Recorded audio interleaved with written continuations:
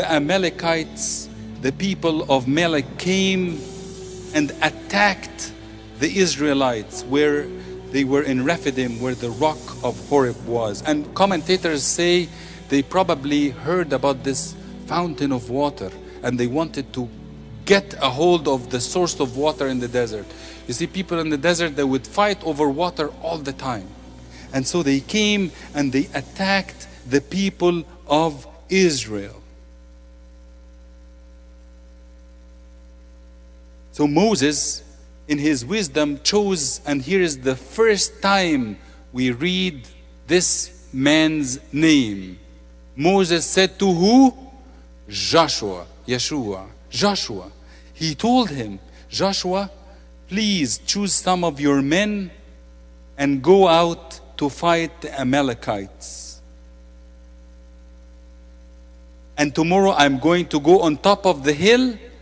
And I love this about Moses. He learned, I'm going to take the staff of God in my hands.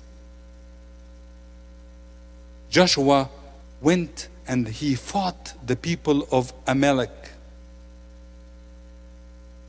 But Moses took Aaron and Hur, younger than him. Moses was an old man, about 100 years old at that time. And they went up to the top of the hill. ركز معايا. Went to the top of the hill. That brings a Golgotha hill to my mind. And the Bible tells us, watch the words. As long as Moses held up his hands, the Israelites were winning. But whenever he lowered his hands, the Amalekites were winning. Verse 12. When Moses' hands grew tired, عنده 100 سنة, they took a stone and put it under him, and he sat on it. Still couldn't lift up his hands.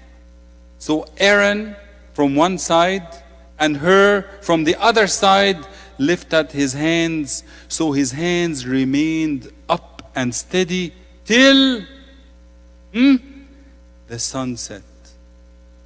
And in that way, Joshua overcame the people of Amalekites. Let's look at the picture where we see Moses is sitting on the rock, and beside him, Aaron and Hur are lifting up his hands. What does that show you? Moses' hands, they looked like what? Another symbol of the cross. The cross, standing with his hands spread up, just like the cross, the sign of the cross. Powerful, brings strength, and scares away Satan. But beautifully, others say that it is a symbol that Moses was raising up his hands and what? Praying. Praying. Praying. Every time he was praying, his army was winning. And if he was not praying, his army was losing. Let me ask you a question. Which of them is more important? That Joshua was fighting or that Moses was praying? And some of you may say prayer, and some of you may say fighting, but I tell you, they are both important. Habibi, you can't just pray and not do the work.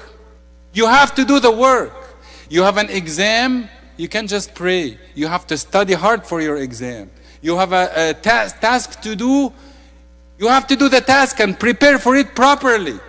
And at the same time, don't forget the power of prayer. Another thing I learned from this picture. Did you know that these two men by his side, one of them was Aaron, the chief priest?